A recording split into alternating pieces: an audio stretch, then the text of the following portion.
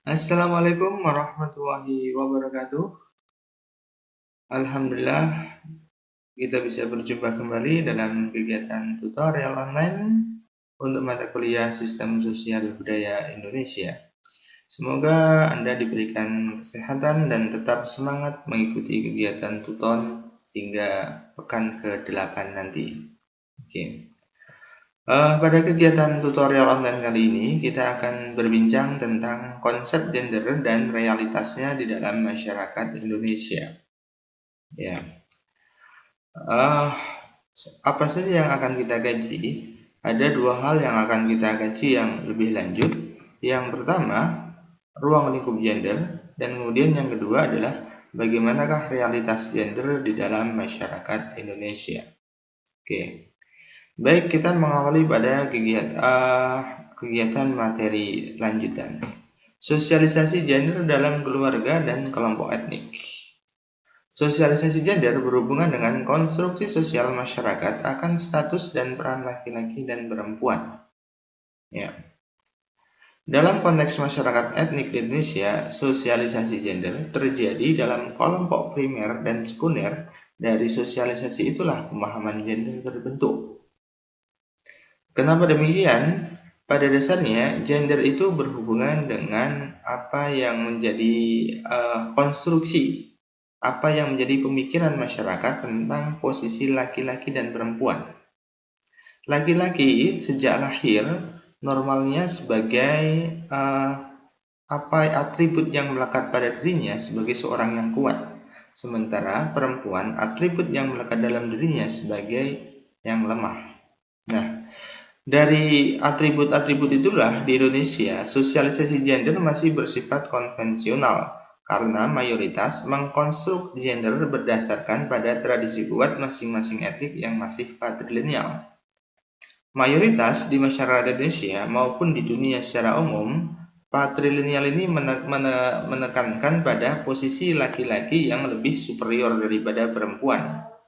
Nah, dengan demikian, seringkali perempuan tersubordinasikan atau termarginalkan berdasarkan konstruksi atau pola pikir yang melekat di dalam tradisi sebuah masyarakat. Yeah. Berikutnya, lantas seperti apa sih pengertian gender? Gender berasal dari kata gender, ya, bahasa Inggris, yang diartikan sebagai sebuah jenis kelamin. Namun jenis kelamin di sini bukan seks secara biologis, melainkan sosial, budaya, dan psikologis. Pada prinsipnya, konsep gender memfokuskan perbedaan peranan antara pria dengan wanita yang dibentuk oleh masyarakat sesuai dengan norma sosial dan nilai sosial budaya masyarakat yang bersangkutan. Peran gender juga dapat berubah dari masa ke masa karena pengaruh kemajuan pendidikan, teknologi, ekonomi, dan lain-lain. Jadi, gender berbeda dengan seks. Kalau seks itu melekat jenis kelamin, laki-laki, perempuan. Sementara gender itu dibentuk berdasarkan pemikiran masyarakat tentang status dan peran yang melekat pada laki-laki dan perempuan. Karena itulah setiap masyarakat akan berbeda memaknai bagaimana sih posisi laki-laki dan perempuan. Oke. Baik, berikutnya tentang realitas gender di Indonesia. Dalam konteks masyarakat Indonesia masih saja terjadi diskriminasi gender. Diskriminasi gender ini misal nampak dalam aspek sistem pendidikan di Indonesia yang cenderung tidak memberikan ruang bagi perempuan. Perempuan hanya bekerja pada sektor domestik, di dapur dan keluarga, dan seterusnya. Dalam bidang politik, partisipasi perempuan juga masih rendah. Dalam bidang ekonomi, sektor publik masih didominasi laki-laki. Dalam bidang sosial budaya, masih adanya budaya patriarki yang dominan. Di sini kita lihat bahwa realitas gender di Indonesia secara umum masih menempatkan dominasi laki-laki di atas perempuan. Meskipun saat ini sudah terjadi pergeseran peran dengan adanya pemikiran-pemikiran masyarakat yang lebih terbuka tentang pentingnya perempuan dalam partisipasi politik, pentingnya perempuan di dalam ruang publik, sehingga realitas yang ada sekarang sudah menggambarkan bagaimanakah perempuan sudah hadir di dalam berbagai macam ruang publik, di dalam pekerjaan dan di ruang-ruang publik yang lainnya. Jadi saat ini kalau kita perhatikan demikian. Nah, Lantas, apa sih diskriminasi gender itu? Jadi diskriminasi gender bermacam-macam. Yang pertama ada marginalisasi atau memberikan pengasingan. Kenapa? Ini adalah konsekuensi akibat dari stereotip atau pemberian label-label tertentu terhadap perempuan dan subordinasi atau mengasingkan perempuan. Ya, misalnya, karena tidak cocok jadi pemimpin menyebabkan ketidaksetaraan akses dan kontrol sumber daya oleh perempuan. Akibatnya, kedudukannya yang lebih rendah, jabatan ekonomi, jabatan karir dan politik di publik swasta, status sosial, dan seterusnya dibedakan antara laki-laki dan perempuan. Yang kedua, yang paling umum yang sering terjadi adalah kekerasan dan pelecehan seksual. Ya. Kenapa demikian? Karena menempatkan perempuan sebagai yang lemah dan di tubuh dan apa yang ada di dalam diri fisik perempuan itu dikomodifikasikan untuk kepentingan-kepentingan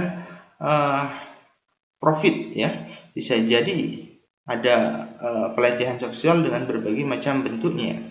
Kekerasan fisik, KDRT, pemerkosaan, trafficking, penjualan, ya. Kekerasan non fisik, pelecehan seksual dan segala macam bentuknya. Nah, ini terjadi di dalam berbagai baik rumah tangga, tempat kerja maupun tempat umum. Nah, next, bentuk-bentuk diskriminasi gender yang sering terjadi dalam masyarakat. Nah, berikutnya adalah stereotip. Apa stereotip itu? Stereotip itu adalah lakop atau julukan, pemberian label. Kodrat perempuan melahirkan, maka cocok merawat anak. Ini stereotip, ya, labeling. Laki-laki maskulin, perempuan feminim. Nah, ini stereotip, bagian dari labeling. Laki-laki rasional, sementara perempuan cenderung irasional, menggunakan hati nurani. Laki-laki lebih menggunakan logikanya. Ya, perempuan lebih lembut, emosional, sensitif. Ini stereotip.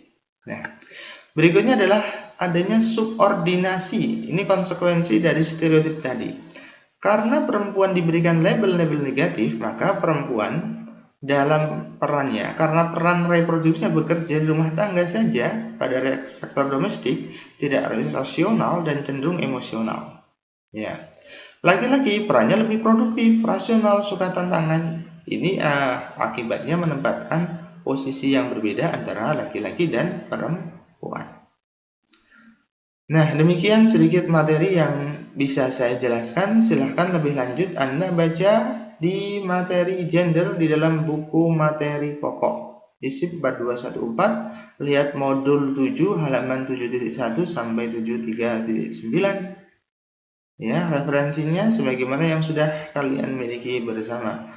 Terima kasih, selamat berdiskusi dan mengerjakan tugas pada sesi ketiga.